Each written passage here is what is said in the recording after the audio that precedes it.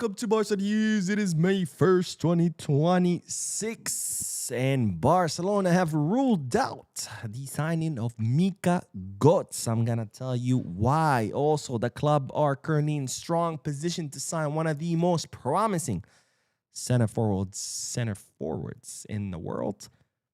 Also, Saudi Arabia is sending a strong message to Barcelona in regards to Joao Cancelo. We have a lot to discuss, so let's begin.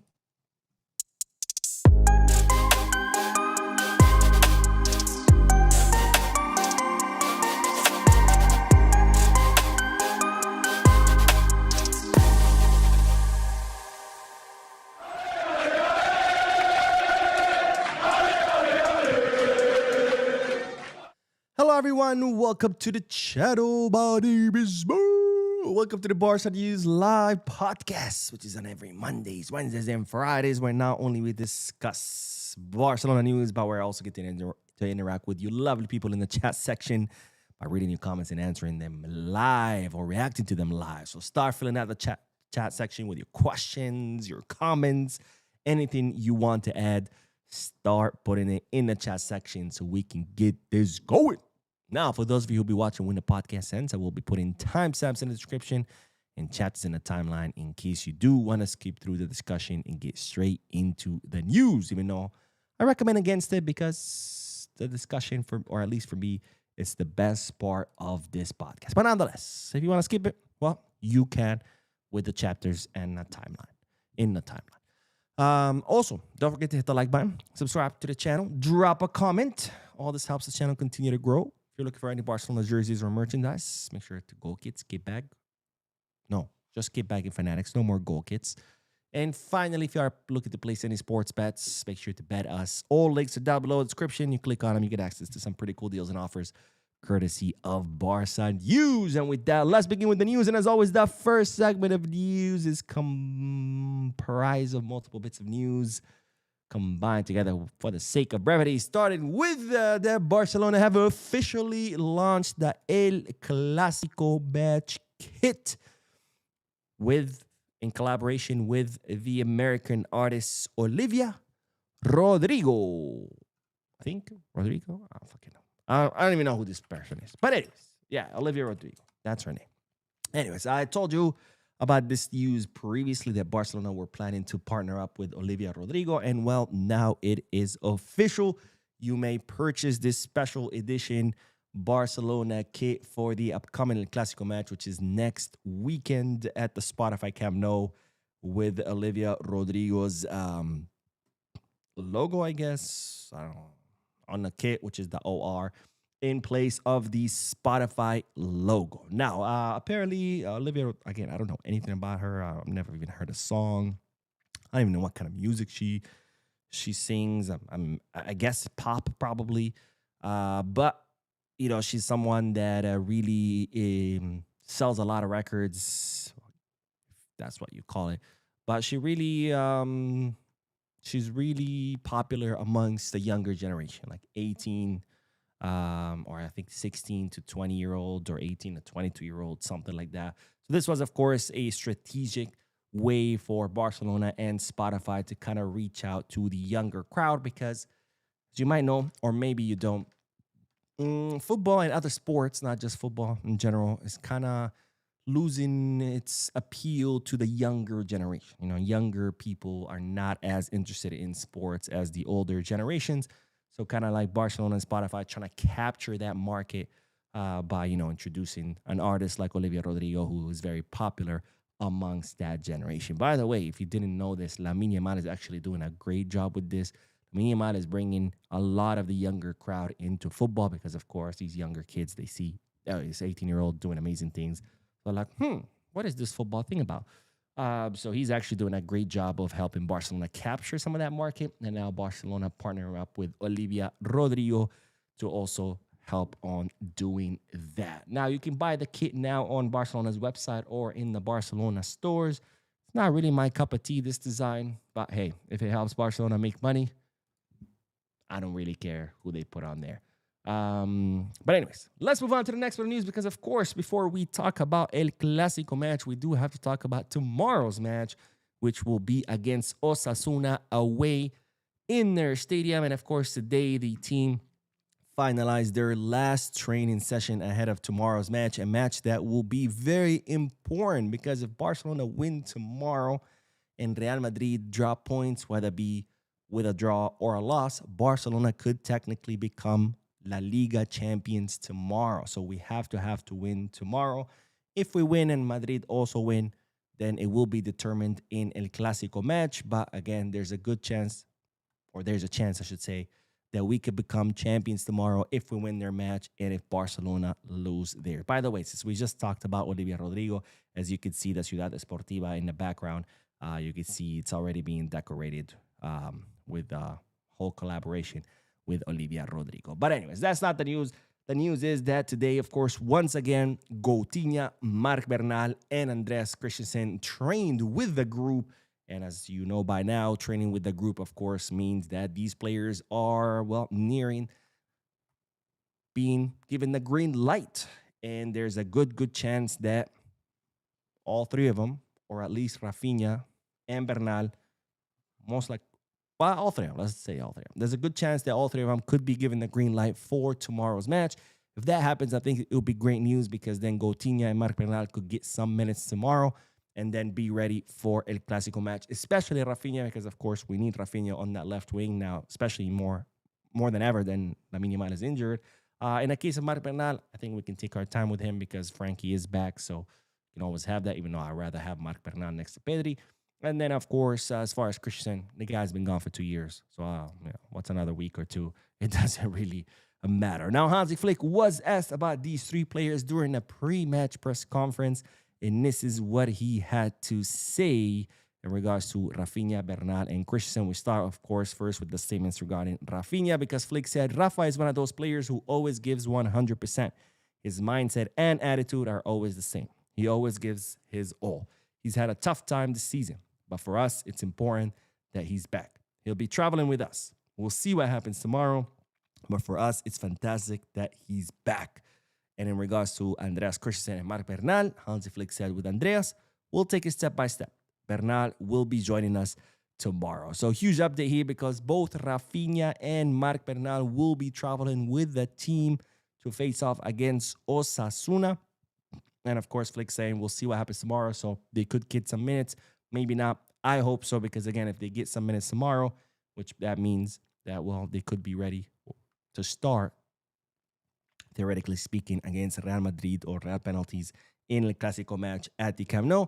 And as far as Christensen, of course, that's going to take a little bit longer because even if he is declared fit by the doctors, he's been out for a very long time. So even if he's healthy to play, that doesn't mean he can't play because he has to get back into competitive rhythm, and that takes longer, as opposed to Rafinha and Bernal, who've been playing this whole season, or at least Bernal 3/4 of the season. But, they've been playing. So for them, it's a lot faster and a lot easier to get back into competitive rhythm as opposed to Christensen, who hasn't played like in 2 years. So good news in that regards. And then let's talk about the other statements that I thought was interesting from Hansi Flick's pre-match conference, because Hansi Flick was asked about Lewandowski. What's going to happen? Is he going to renew? Is he not? As you know, Barcelona want to extend the contract of Lewy by one more season. With every passing day, it looks more and more likely that Lewy will leave as opposed to stay. And this is what Flick had to say, and you tell me what you think. We've spoken, but that's something between the two of us. We're focusing on the 5 remaining matches. Once we're done, we'll talk and see what happens. So Flick admitted that he's talked to Lewy about his future, but that it remains between the two of them. And right now, they're focused on the remainder of the season, and then I'm sure there will be an announcement. And of course, my question to you is, what do you think these statements mean? Do you think this is Flick saying he's leaving? Because if he's not, he could have just said, oh, yeah, he's staying, we're good. But the fact that he's saying, oh, we've spoken, but I'm not going to say anything. I don't know. To me, sounds like he's leaving. But again, this is just me speculating. So, of course, I'm curious to hear what you guys think. Do you think this means Lewy's leaving? Or do you think this means nothing? This is just Flick saying, hey, we talked, none of your business. You'll hear about it later. Let me know in the chat section or in the comment section if you're watching this once it ends. And finally, the last bit of news is that Barcelona are finalizing their pre-season plans for next season. And as you know by now, Barcelona have chosen St. George's Place in England. The reason I'm using this picture because this is the last time Barcelona did a preseason in St. George's Place in England. Man, what a time. Look at that. Boozy still there. You see Xavi Hernandez is still there. You see Mark ter Stegen when he had hair and then he lost it. Now he has hair again. But anyways, so this is the last time that Barcelona were in St. George's Place. That's why I chose this picture. But as you know, Barcelona are planning to do their preseason in St. George. They don't want to do a preseason tour to someone far, like, the United States, like they did for 2 summers, or Korea and Japan, like they did last summer, because, of course, this summer we have the World Cup. So adding kind of like a tour very, very far away is only going to add to the exhaustion of the players. So instead, Barcelona have chosen to train at St. George's Place in England. This is where the English national team trains, if I'm not mistaken. Very, top-notch facilities that Barcelona are looking to use to prepare for next season. Barcelona are planning to stay 15 days there, in training, and with a friendly match being played on July 30th in Birmingham. Against whom, those details are still being worked out, and there's a chance that they could play a second friendly match in England. So for sure, Barcelona are training for 15 days in St. George's Place. For sure, there will be a friendly match on July 30th in Birmingham. We don't know against whom. And maybe a second friendly match in England. Maybe not. That's not set in stone. Now, there is a chance that Barcelona could play a friendly match against Liverpool on August 8th. That's still in the works. Barcelona negotiations, they're trying to set it up. And this will be in Nairobi, Kenya. So if this goes through, Barcelona would play on August 8th against Liverpool in Nairobi, Kenya. If that doesn't go through, there's also the option of playing in Morocco against a local team on August 5th. So it's one or the other, not both. Either Liverpool in Kenya or a Moroccan team in Morocco. And one of the two currently being worked on. Why these matches? Of course, because Barcelona need to make the money. It's extra money, right? Since they're not going to do an official preseason tour, that's money that Barcelona are not going to make. So by playing these friendly matches, this is a way for Barcelona to generate funds. Why Kenya or Morocco? Because as you know, Barcelona are trying to increase their presence in the African continent. And well, this is another way of doing just that. But anyways, preseason plans being finalized. Of course, once we have more and more details, I will be here to tell you all about it. So make sure you're subscribed and make sure you hit that bell button so you get all the latest news in regards to our beloved club. All right, let's start with the comment section, and then we are going to talk about Mika Godts, because very disappointing news, in my opinion. And of course, we'll talk about it in a little bit. Bad boy who says, happy Friday, Mo. Visca Barça, my friend, and happy Friday to you and to all my Barca News family. And Raul Davidson says, it is always good to be here with you, Mo. You are the best. May God continue to grant you strength. Keep up the good work, and God bless you, Visca Barça. Thank you, my friend. I appreciate you for being here. I appreciate your comment. And of course, may God bless you, and may God bless our entire Barca News family. And Nathan Ford, who says, hi, Mo. Now that Mika Godts is ruled out, what other options does Barca have for the left wing? We'll talk about that in a little bit. I don't want to get ahead of myself. Typhoon says, let's get rid of Kundiri. I would be down for that, but we would need to first secure a replacement, right? We cannot just get rid of Kunde without having someone who can play in his place. And Barca Mama says, happy Friday, Mo. Happy Friday, Barca Mama. It's always good to have you in the chat section. Of course, it's always good to be that it's Friday, because not only is it podcast day, but it's the beginning of the weekend. I'm excited. The weather is getting really nice here in New York, so I'm looking forward to the weekend. Plus, of course, tomorrow, match day. Hey, I'm always up for match day, but that's as much as I'm excited for the end of the season to see how, to see hopefully Barcelona become champions. At the same time, I'm like, damn, that also means that the season's over, which is always sad. But I'm really excited for this weekend. I hope everybody has exciting plans. If you want to share your plans with us, please do in the chat section. I'll be curious to hear what you guys planning to do. And Nike Tail Moth says, "Hey Mo, finally catching up with you. I finished that Masters, and man, it's like a weight has been lifted. I absolutely enjoy your content." Well, thank you, my friend, and congratulations. That is absolutely amazing news. What a feat. And I don't mean feet as in like toes. But like what an accomplishment to have finished your master's degree. That's absolutely amazing. Congratulations. Very, very proud of you.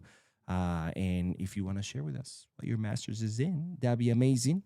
If not, I understand. But congratulations. Pretty, pretty amazing news. And Klaus says, "I think Barcelona are focusing too much on the future and not enough on the now. At this rate, we will win the Champions League in 5 or more. I understand promising, but what about now?" So this is what, like you have a good point, right? It's really good to sign young, promising players because it's a lot cheaper. And plus, you always want to plan ahead.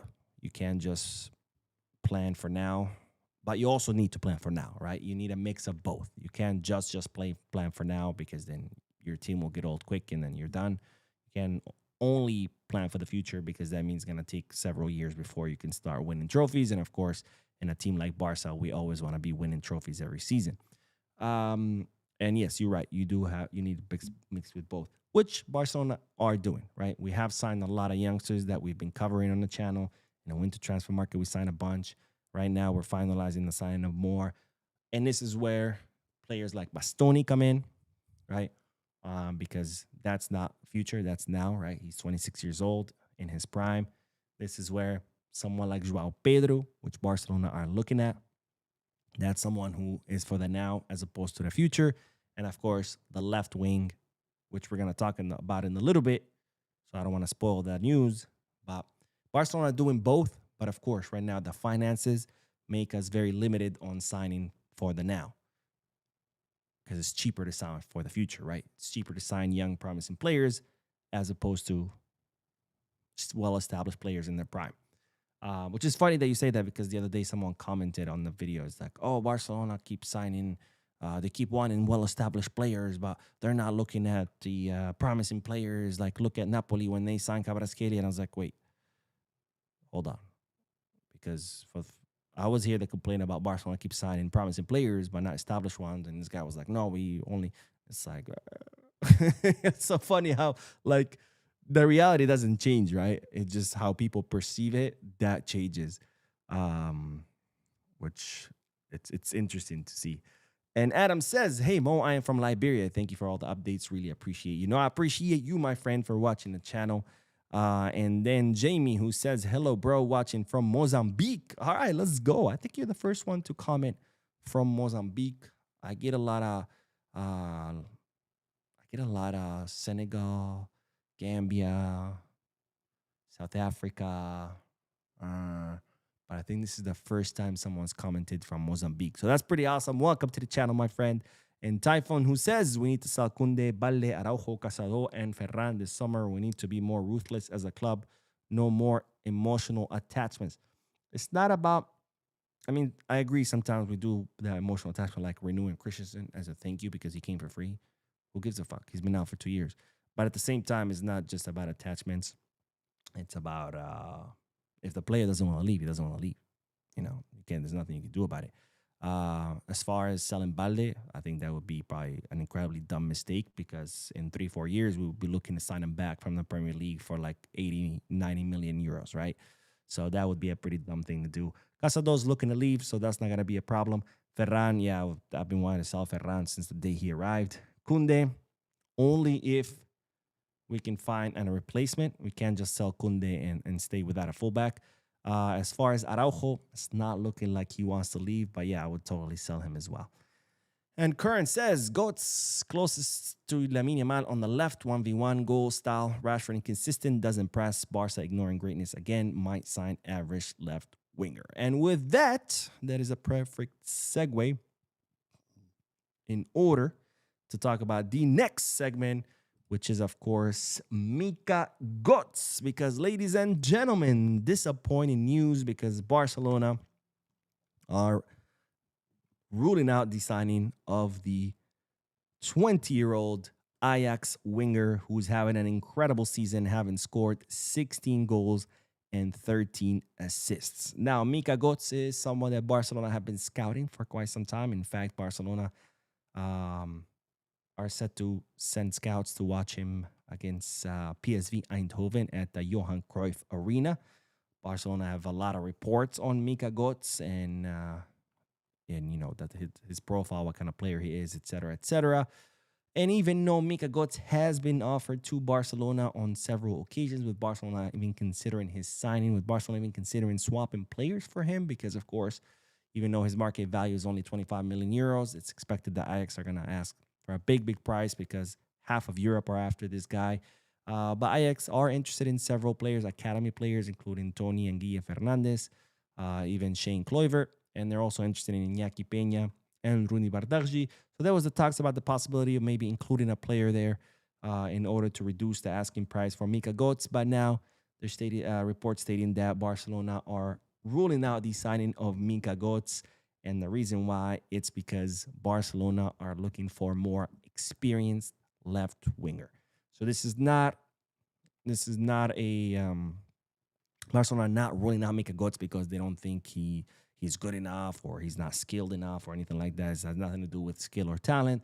This is strictly a matter of experience because Barcelona wants someone who is experienced and someone who can bring leadership to the table, which of course a 20-year-old who's still in the Dutch league is not really someone who's going to offer you that, or at least not on a big stage like the Champions League, which is what Barcelona are trying to build a team to win, right? Because so far we've been dominated in Spain, La Liga, Copa, Spanish Super Cup. That is fine. Barcelona are now looking to the Champions League. What can we do to build a team that can win the Champions League? And for that, you need experienced players. You need players with leadership skills. And Barcelona looking at Mika Godts, they're thinking very incredibly talented winger with lots of potential, lots of promise, but lacks experience. And right now, Barcelona not looking to sign Mika Godts, which to me, I think it's a mistake because I believe Mika Godts will be an incredible addition to the team. I do see Barcelona's point. I do see it. I understand it because Rafinha gets injured. Do you think Mika Godts would be able to step up to the plate, be the leader, be that difference maker on the left wing in a quarterfinal against PSG or in a semifinal against Bayern Munich? I don't see it, right? Because he is young, he is inexperienced.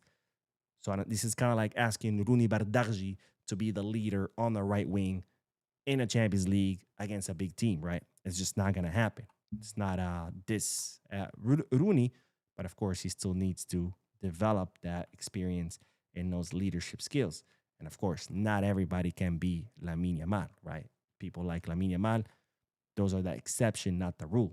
You know, very, very, very few 18-year-olds around the world can step up and be the leaders in that position and on a big stage, right? Most players, that doesn't happen until much later in their career.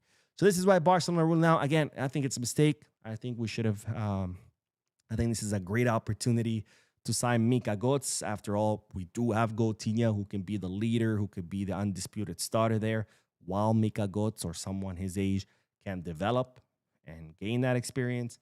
But again, I see Barcelona's point. And of course, I do want to hear you guys' thoughts. What do you think about Barcelona ruling out Mika Godts? Let me know down below in the comment section. Or this could also be maybe a strategy by Barcelona, even though I really doubt this, to maybe reduce his price. But I highly, highly doubt it. I don't think Barcelona need to do that with a team like Ajax. There's a really good relationship with them. Plus, their sporting director is our former sporting director, which is Jordi Cruyff. So it's more likely that this news is true and not a marketing, or I should say a negotiating strategy by Barcelona. But nonetheless, let me know what you guys think, and then we'll talk about the center forward that Barcelona currently eyeing, an incredibly promising center forward. I'm going to tell you who it is, but first, let's do the chat section. All right, let's see. I think this is where we left off. Funk Frank says, I'm convinced that this will be another summer where we will get no one that puts us in a better position for the Champions League. Deco and Laporta will keep edging us with big egging us or edging us. with big names, but will bring us nada. I mean, I don't know if that's true because we've made signings every summer. So I don't know about, and I hear this comment a lot, like, oh, we're not gonna get anyone like always, and it's like, what do you mean? We got Joao Garcia this past summer. I think that's a Champions League goalkeeper. Sure, we bought Rooney, who maybe not now, but maybe in the future he could be. But Joao Garcia. Summer before that, we brought in Olmo, which is a mistake. But nonetheless, that's someone in his prime with experience that Barcelona signed. And before that, it was who was before that? Christensen and was it Rafinha? Or Rafinha was the summer before that. But anyways, we've signed a lot of players, right? Every summer, Kunde, Rafinha, Lewy, Christensen, um, Olmo, Joao Garcia. Like there's always been signing every summer. Are there gonna be a lot of signings? No, few because of our situation. Is it gonna be big names like Julian Alvarez? No, because we can't afford that either. But to say nothing, I don't think it's completely accurate. Solomon says, hi Mo, seem like the striker position is hardest to solve this season. No well-built player we can sign. All of them are going for big money. Yeah, because it's a very difficult position, right? And this is something that I've talked about on the channel a lot, about how the center forward position is a very unique position, right? Where only very few players can play there. The same thing with goalkeeper, right? And because of that, there's very few players in the world who play that position because it's such a difficult and unique position. It's a position that you really need a special instinct that no other player on the team and other positions can have. That instinct to score goals, right? And it might sound easier said than done. It might sound like a silly thing. Like, what do you mean? You just gotta push it. But no, it's being able to just know. It's just an instinct. You don't even think about it. You just know. Oh, if I go here, I can score. Or if I position myself here, if I make this run, if I move this way, if I move that way, that's an instinct that cannot be taught. You either have it or you don't.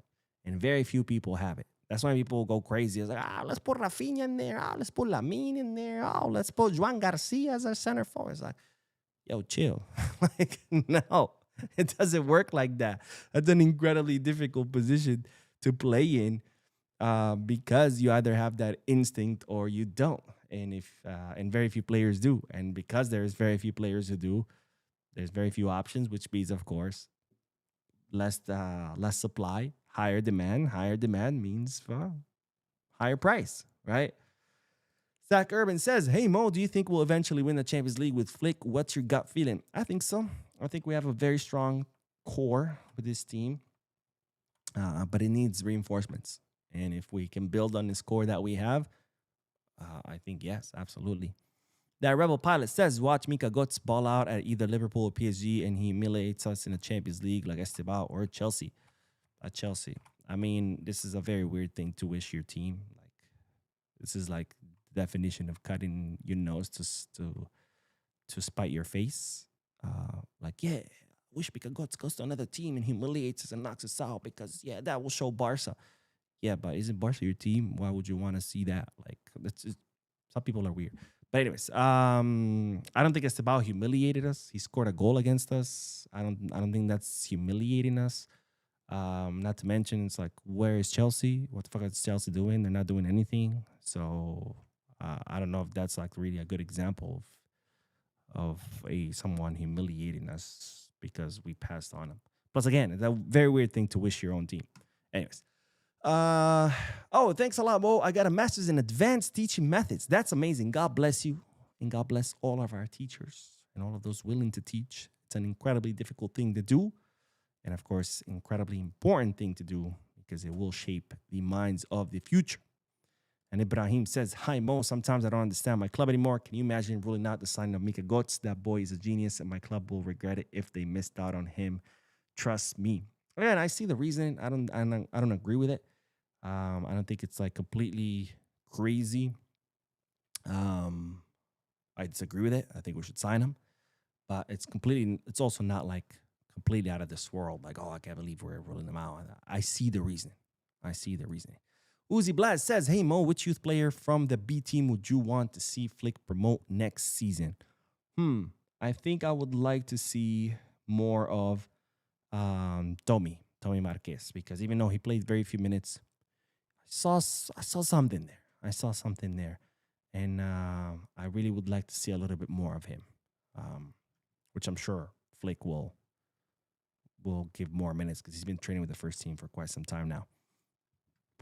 The Jeff says Joao Pedro still has a lot of growing to do. He's not a 9 and still learning. His goal scoring instincts and movements are not where we need it right now.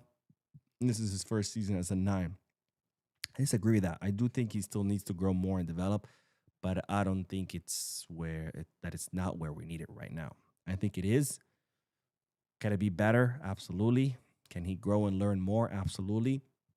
But right now, as we're seeing what's out there in the market, you either have players who are ready, but we cannot afford, or we're seeing players with potential who are nowhere being ready, right? You know, like Fisnik Aslani, right? This is where we are right now. Joao Pedro is the only player who's somewhere in the middle, where, yeah, he's not fully ready. Sure, I'll give you that. But he's not super green like someone like Fisnik Aslani, right? He's in the middle. Can he grow more? Yes, absolutely. But he's not like completely green where you're like, all right, no, absolutely not. You know what I'm saying? Let's see. Suleiman says, hello, Mo. How are you doing today? As much as it's important to plan for present, our current financial predicament is still a major detriment factor. Without money, nothing can be done. Exactly. So this is why we can do more future planning than can we do present because of the money. Because obviously buying players for the now is a lot more expensive. But that doesn't mean we're not doing it because we have signed many players for the now. And John says we are going to want to sign him with when he is 100 million player, something we did with Alvarez, and now we obsess over him. I don't think we ever tried to sign Alvarez back when he was cheaper, and then we moved on to him. I think a better example would be Erling Haaland, because he was offered to Bartomeu back, I think, when his value was like 20 million or something like that, and he said no, and instead he decided to sign Braithwaite, because that's a genius move. You pass on Haaland and you sign someone like Braithwaite, right? Another good example is Davis. Alfonso Davis was offered to Bartomeu for also an incredibly low price. I think something also around the 15 or 20 million mark. And his response was that Canadians don't know how to play football. And I think he ended up signing Firpo, if I'm not mistaken. So yeah, another genius move, right? But anyways. All right, let's move on to the next bit of news, because speaking of promising players, Barcelona are currently in strong position to sign one of the most promising forwards, who's no other than Juan Riquelme Angulo. Now, if you've never heard of Juan Riquelme Angulo, I haven't. He's an 18-year-old center forward currently playing in Ecuador for Independiente del Valle. He is, again, considered one of the most promising young strikers. In fact, he was included in the Guardian's list of 60 best players, young players. I think it's under 21 or something like that, which, you know, at the age of 18, someone who just turned 18, it's a pretty big honor to be included on that list. He was on that list alongside people like Estebao and Endrick and you know, players who are already like, woo, people, you know, they spent a lot of money on them. If you want to know what kind of profile he is, well, Juan Riquelme is 193 centimeters tall. So pretty tall guy. I think that's like 6'4", maybe. Let me see. Let me do my centimeters for my fellow Americans. 2 feet. Let's see. 193 is 6'3". So I was close. He's 6'3". So pretty tall guy. Pretty tall guy.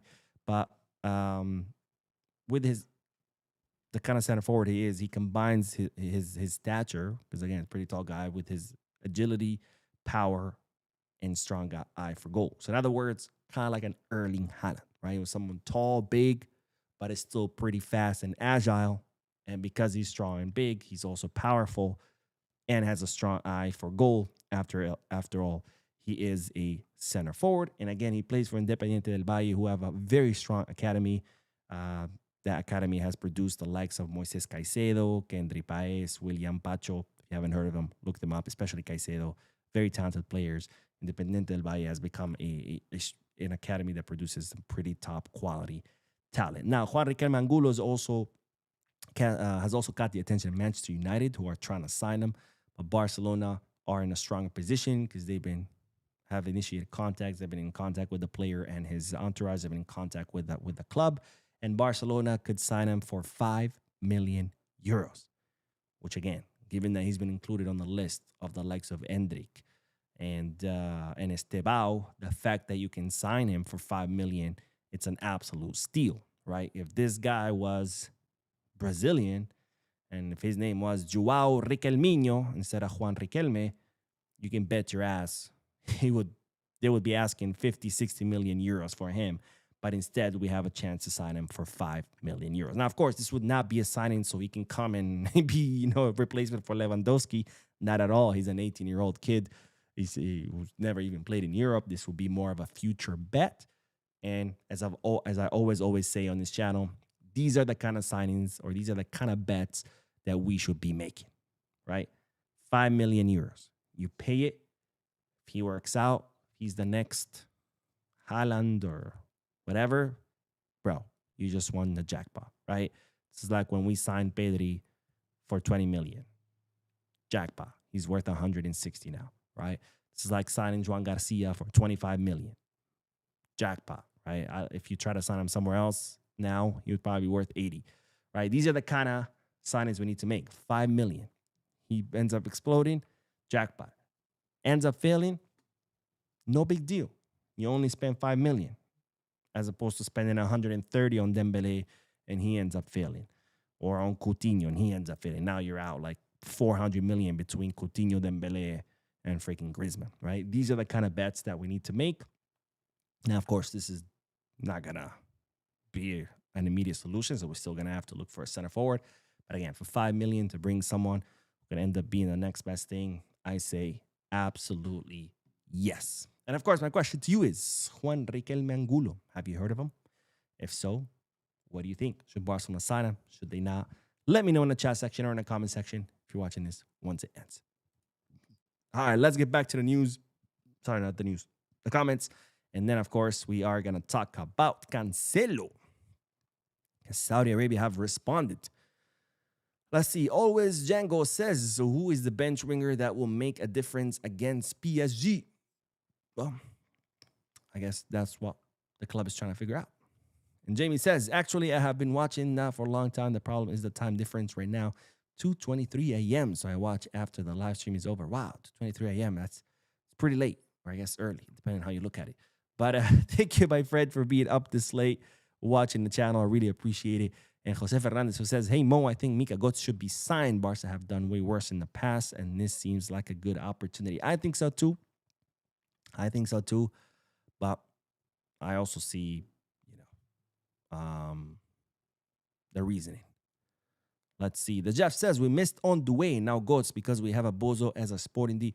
I don't think we missed on Doué because I don't think Doué was ever an option. Doué kind of came up through PSG's academy, and there was never the intention of PSG to sell him. This is kind of like saying PSG missed out on Lamine. They did it, right? Lamine came up through the academy, got promoted to the first team. There was never intention to sell him. There was never desire to sell him. It's not like PSG tried to buy him because Barcelona were trying to sell him, and then they said, no, never mind, and now they're regretting it. Same thing with Doué. It was never like, oh, we want to sign Doué. We don't want him. And now all of a sudden he's like, he was never for sale, really. So I don't think we can say we missed on Doué. Again, better examples would be Haaland, would be Davis. Those are the better examples of players that we had the chance to sign. They were pretty cheap, and we passed on, and now they're stars, right? That's better examples. But of course, Mika Godts is not the same, completely the same example because unlike Haaland and Davis, who were offered for like 20 million or something super small, they're saying Mika Godts is going to cost like 50, 60, right? So in that sense, is not exactly the same, but I don't think we could say we missed on Doué because no, Doué was never really, we never really had the chance to sign him. Let's see. Ben Bode says Deco would rather prefer to sign an average Brazilian for a high price and let them go on the cheap. Deco. We need a sporting director. We can't win European glory with Deco. Yeah, man. But anyways. Dorian says, hey, Mo, did you hear that Madrid TV claims to have 16 points stolen from them by the refs? Oh, my God. Can you believe, this is just crazy. Like, to be helped by the refs every week. The fact that this La Liga title is not wrapped up by Barca yet is thanks to the refs, because Madrid have gotten so many penalties this season that were dubious at best. In fact, they're the team with the most penalties in their favor in all of Europe this season. And many of these penalties ended up giving them 3 points when they should have had 1, or 1 point when they should have had 0. And it's like, yo, the reason why Barcelona are not 20 points ahead of Madrid is because of the refs. And these fools have like the nerve of saying that they could have had more. The Barca new era. The Barca new era. Hi, Mo. Let's sell Rafinha to Sari for 100 million. Drop it all for Diomande.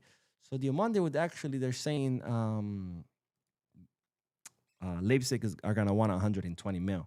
So even by selling Rafinha for 100 is not going to be enough to sign Diomande.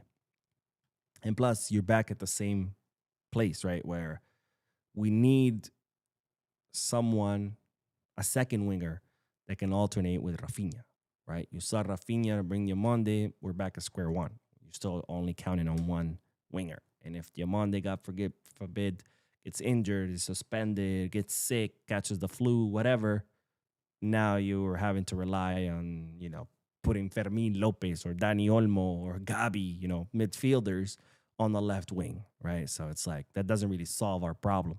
That doesn't mean that I wouldn't love to have Diomande, but again, 1 for 1, that doesn't really make sense. We need someone to come and complement Rafinha. You replace him and you're still back at square one where, you need a second striker. Zach Armin says, I disagree with ruling out Götze. I think we need a younger winger because my inexperienced winger wouldn't want to be benched. And when Rafinha is fit, it's an issue why someone like Nusa is perfect. I know a lot of people keep mentioning Nusa. I just don't think that's a realistic option. Nusa has a contract until 2029. And his current market value, I think it's at 35 mil, if I'm not mistaken. And he plays for Leipzig, which, as you know, is a team that likes to sell. So they're going to want 70, maybe 80 for Nusa. So I don't think people realize that Nusa is not as achievable as many people think. It's kind of like when people kept saying, oh, Barcelona, Julian, he's too expensive. We should get Osimhen. And I was like, well, what the fuck do you think Osimhen's going to cost? When people were talking Julian is 100 plus and Osimhen was going to be $10 or something. It's like Osimhen is also going to be 100 plus. And Nusa's the same thing, right? Nusa's going to cost by 70 plus. So I don't think people understand that he's not as attainable as people think. Let's see. El Aston Ford says Bayern has an elite attack and reports are saying they already want to enforce with Gordon. PSG has somebody like Barcola off the bench. We need to reinforce this team. Wow, the difference between PSG and Bayern Munich, they're not 1.4 billion euros in debt. And the difference between with those two teams is that, we haven't been under the 1-1 rule for 5 years. We've been reporting losses for more than that, for many more years than that. And we have 1.4 billion euro in debt. So it's easy to say, oh, look what PSG doing, what Bayern doing. But, I mean, this is like saying, oh, look, I I don't know. Mark Zuckerberg has 10 Ferraris. Why don't we? Why don't I have 10 Ferraris? Well, that's because he has a lot more money than I. That's why. So, not really a fair comparison there. Batman of Gotham City says, "Hey Mo, I heard that Rafael Leao has an injury which slows him down and stops him from being as explosive, which is why he has had an underwhelming season." Shit, then he must have been injured for the last 5 years because he's been having underwhelming seasons for quite some time. And King Jordan says, Godts is really good, bro. We need him on the left wing to help Yamal to take on players.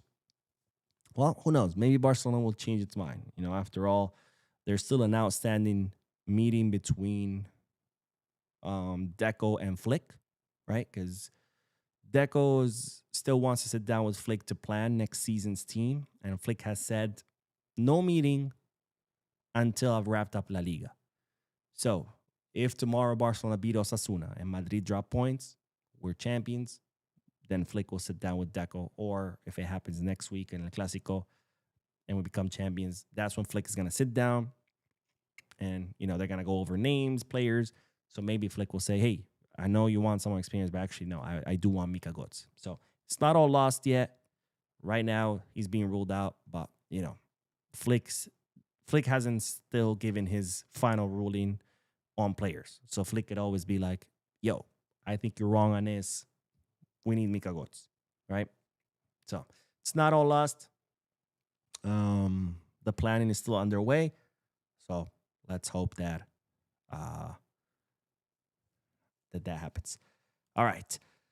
Let's do the last bit of news, and then we are going to do more comments. But let's do the last bit of news because Saudi Arabia sending a strong message, clear message to Barcelona in regards to Joao Cancelo. And the message reads as follows. You either pay 15 million euros or we're selling him to somewhere else. Now, as you know, Cancelo is on loan until the end of the season from Al Hilal with no option to buy. Barcelona want to sign him on a permanent transfer. And Al Hilal want a 15 million euro transfer fee for the Portuguese fullback. Barcelona not really willing to pay that. They want either a free transfer or a reduced asking price. And Barcelona have been trying to negotiate with Al Hilal for quite some time. But now Al Hilal have once again replied to Barcelona. You have to pay the 15 mil or another European club will. Plus, they're saying that now Al Hilal are considering Cancelo for next season as part of their plan. So now Barcelona lose even more leverage because usually when, you know, like Marcus Rashford, for example, we can always say, hey, reduce it to this price. And if you don't, he's going to go back to your club and now you're stuck with a player you don't want. But now Al Hilal saying, actually, we wouldn't mind keeping him. So now it's like, oh, if you don't reduce the price, well, he's going to go back to your club. And then I'll be like, okay, cool. We want him. So let him come back. Or obviously other European clubs are interested in him. They'll sell it to him. So right now, Al Hilal making it very clear to Barcelona that there won't be any negotiations. It's 15 million euros or go kick rocks. And of course, that begs the question, will Barcelona pay those 15 million or will they move on because despite wanting Cancelo, they're not looking to pay that much for him. And of course, my question to you is, what do you think Barcelona should do? Should they pay the 15 million for Cancelo or should they move on? Let me know in the chat section or in the comment section if you're watching this when it ends. And now we have wrapped up all the news. Let's do more comments and then we will end the podcast. Let's see. Marcus, what's up, Marcus? Says, Mo, I believe Barcelona and Rafinha will agree to sacrifice him just to help us financially. A painful one, but I can see this happening.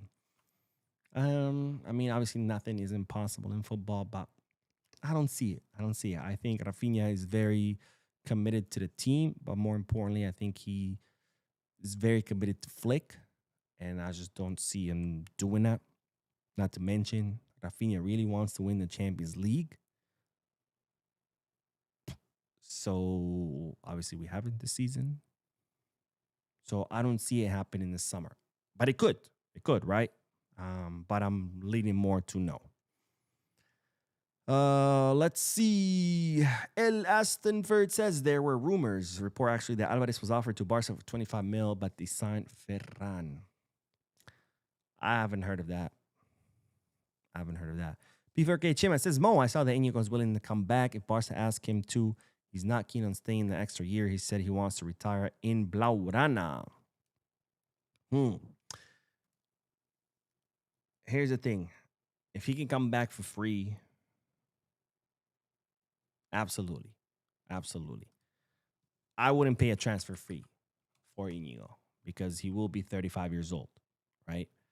But if he can come for free on maybe one season contract, because he's gonna be 35.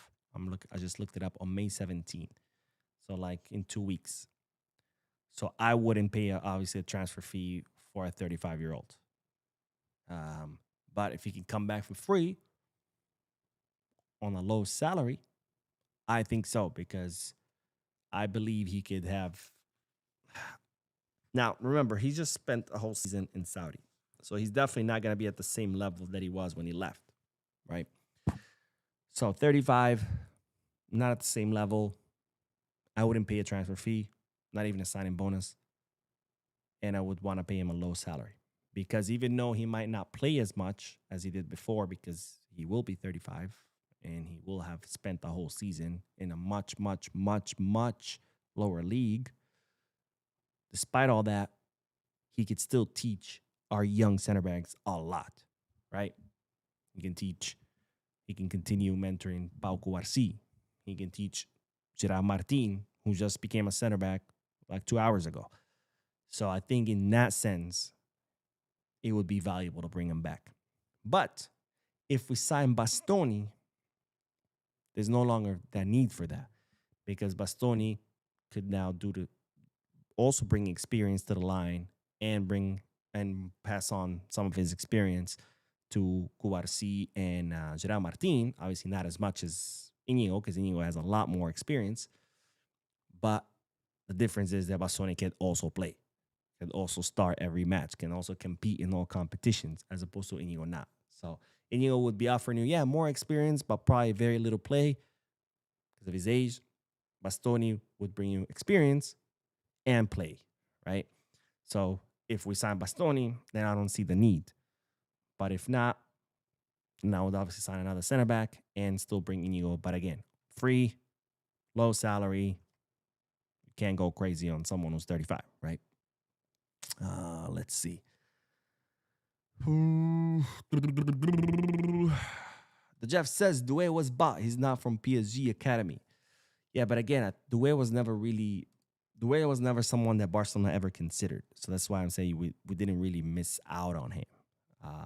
It's not like, Barcelona considered Doué and then they were like, we don't want him. And then he ends up exploding, right? That was never the case. P4K Chema says, Mo, who do you think is the mystery player that will hurt with his departure this summer? Mystery player that would hurt? I mean, the only player I can think of that would leave this summer that would somewhat hurt, I think it would be Lewy. But besides that, I mean, I don't see. I mean, again, unless Rafinha decides to leave, which I hope that that's not the case. But I would probably say Lewy. Best in the game says, I'm a bit confused. If we get a player that complements Rafinha, then what age range are we going for? If it's similar age, then that defeats the purpose of having a future left winger. I'm guessing what Deco is thinking, somewhere more like a 24-year-old, right? Or someone who's played maybe in the Premier League or in La Liga, as opposed to a 20-year-old who's played in the Netherlands, right? With all due respect to the Danish league, or Dutch league, sorry. Obviously, it's a much lower level than these other clubs. So I don't think experienced. I mean, between 20 and 28, that's a big jump. So I think to assume that if they're saying no to a 20-year-old, then that means the only other option is a 28 or a 29-year-old like Rafinha, That's a big leap. I think maybe someone like 24, that's someone with more experience that could still complement Rafinha and take over when Rafinha is done, because Rafinha isn't, I think, is either 29 or about to be 29. Let me see. Rafinha is, oh, he's already 29. So yeah, someone like 24. That's someone with a lot more experience, because 4 years from 20 to 24 is a lot of experience. Big difference in levels. But yeah, let's see. Solomon says, I wish Victor Font to win. Second Deco would have been the best situation. His reasoning, gambling, very poor. I miss hearing about Bojan. Yeah. But anyways, let's see. What else? What else? Klaus says Deco making plans with Flick are just promises he can't keep, a waste of time. Maybe, but I mean, the coach still needs to give his input, right? Let's see. What else? And Batman of Gotham City says 50 million is too much. He's not going to be at the club for long. I talking about Cancelo is 15. 15. 1-5. Klaus says, I'm going to massively lower my expectation for Barcelona for the next few years and just accept one trophy a season. I learned to be happy with that one trophy because at least it's something. I mean, we got 3 last season and we're on the way to get 2 this season. Hopefully next season will be more than 2. But anyways, that is all, ladies and gentlemen. Thank you so much for tuning in. Thank you for your comments, your likes, your subscriptions. If you haven't hit the like button yet, make sure you do. It really helps the channel. If you want to share your thoughts about anything, everything that I told you, drop a comment. And of course, if you haven't subscribed yet, what the hell are you waiting for? Hit that subscribe button. Tomorrow match. So we'll do the watch along and of course the post-match live analysis. Hopefully another win tomorrow. Hopefully 3 more points, and we'll see whether Barcelona become champions tomorrow. If Madrid drop points and we win, or whether it's all gonna be determined in El Clasico match. Thank you guys again, and as always, Viscarsa.